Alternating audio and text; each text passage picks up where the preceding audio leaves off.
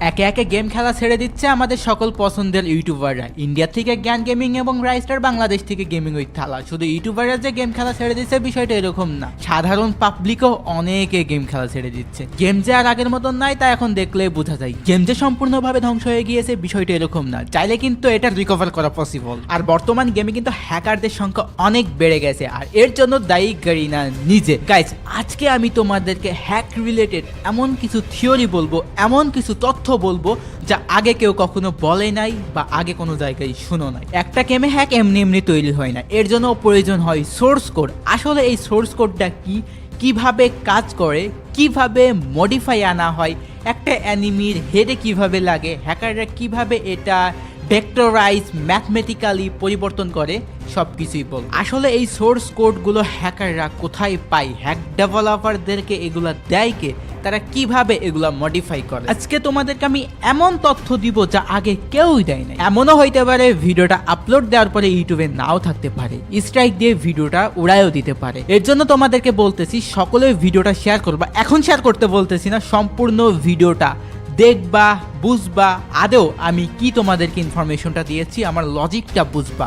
আর তোমাদেরকে একটা কথা বলতেছি, ভিডিওটা পারলে ডাউনলোড দিয়ে রাখো, বিভিন্ন প্ল্যাটফর্মে তোমরা আপলোড দিও। আমার এই ভিডিও তোমরা যে কোনো জায়গায় আপলোড দিতে পারো, এর জন্য কোনো গাইডলাইন আসবে না। আমার পক্ষ থেকে একদম ফ্রি ফর এভরিওয়ান।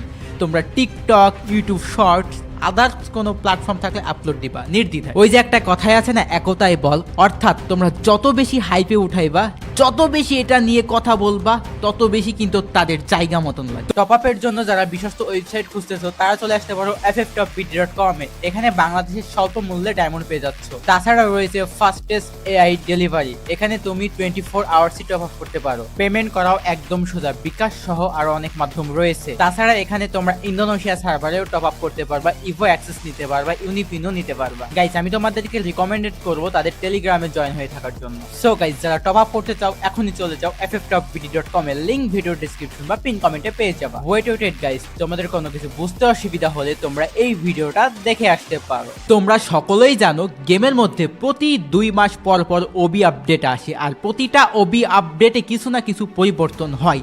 আর এই পরিবর্তনটা শুধু গেমের ভিতরেই হয় না, গেমের যে ফাইলগুলো রয়েছে, সোর্স কোডগুলো রয়েছে, সেগুলোর মধ্যে কিন্তু হিউজ পরিবর্তন হয়। ওইগুলো আপডেট করা হয়, ওইগুলো চেঞ্জ করা হয়, আবার ওইগুলা হচ্ছে কিছু কিছু জায়গায় সেমও রাখা হয়। আর একটা হ্যাক ভার্সন বা হ্যাক অ্যাপিকে তৈরি করতে হইলে সোর্স কোড মডিফাই করতে হবে। সোর্স কোড মডিফাই না করলে কিন্তু কখনো এই গেমের মধ্যে সেই অ্যাডভান্টেজগুলো নিতে পারবা না।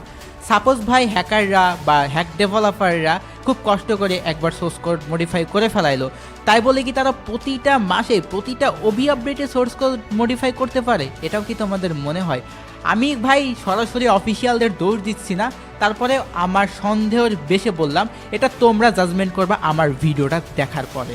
প্রতি 2 মাস পর পর তারা হ্যাক কীভাবে ডেভেলপমেন্ট করে, সোর্স কোডগুলা আসলে তারা কই থেকে পায়, একটা নর্মাল প্লেয়াররা সোর্স কোড কি আদেও পাবে? আচ্ছা, তার আগে তোমাদেরকে একটা বিষয় ক্লিয়ার করে দিই, সোর্স কোড কি, সোর্স কোডগুলা কিভাবে মডিফাই করা হয়, কিভাবে এটা কাজ করে, কিভাবে অ্যানিমির মাথায় যায় গুলিটা লাগে, এটাই বলি। যেমন হ্যাকাররা মারলেই হেডশট লাগে, তো এম লকটা কিভাবে হয় সেটাই বলি। ভেক্টরাইজ টার্গেটিং এর মাধ্যমে হয়। তো এটা কিভাবে কাজ করে? গেমের মধ্যে তোমার এইম আসলে একটা 3D স্পেসে ভেক্টরের মতো কাজ করে। যখন তুমি ক্রসেয়ার নাড়াও তখন সেটা একটা কোঅর্ডিনেট সিস্টেমে এক পয়েন্ট থেকে আরেক পয়েন্টে যায়। হ্যাকাররা কোডের এই ভেক্টর ক্যালকুলেশন অংশটা মডিফাই করে দেয় যাতে ক্রসেয়ার সব সময় অ্যানিমির মাথার দিকে অটোমেটিকভাবে লক হয়ে যায়। এই ভেক্টর মডিফিকেশন মানে হলো যে গেমের কোডে যে ম্যাথের ফর্মুলা আছে সেটা এমনভাবে বদলে দেওয়া হয় যে তোমার গুলি করার সময় এইম নিখুঁতভাবে অ্যানিমির মাথায় গিয়ে লাগে। অর্থাৎ সহজ ভাষায় আমি তোমাদেরকে বলি, যখন তুমি গুলি করতেছো ওই ফাইলের মধ্যে এমন একটা পরিবর্তন আনা হয়, তোমার গুলিটা অটোমেটিকভাবে অ্যানিমির মাথায় গিয়েই লাগবে। আর এটাকেই বলে এইম লক। তোমরা অনেকে বুঝতে পারতেছো না, অনেকের মাথার উপর দিয়ে যাচ্ছে, তো তাদেরকে রিকোয়েস্ট করতেছি সম্পূর্ণ ভিডিওটা দেখার জন্য, তাহলে আশা করি সবকিছুই বুঝবে। গাইস, রিকয়েল শব্দের সাথে সবাই পরিচিত, তো এটা কিভাবে কাজ করে, হ্যাকাররা কিভাবে এটা মডিফাই করে সেটা আমি বলতেছি।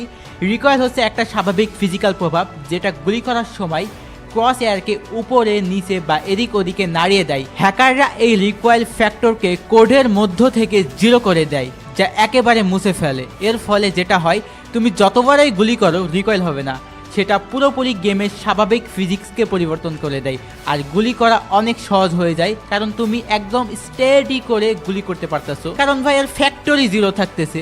তাহলে রিকয়েল কিভাবে? শুধু রিকয়েল না ভাই, আরো কিছু পরিবর্তন আসে। আচ্ছা তোমরাই প্রশ্ন করো ভাই, তোমরা নিজেদেরকে নিজেরা প্রশ্ন করো এগুলা কিভাবে সম্ভব?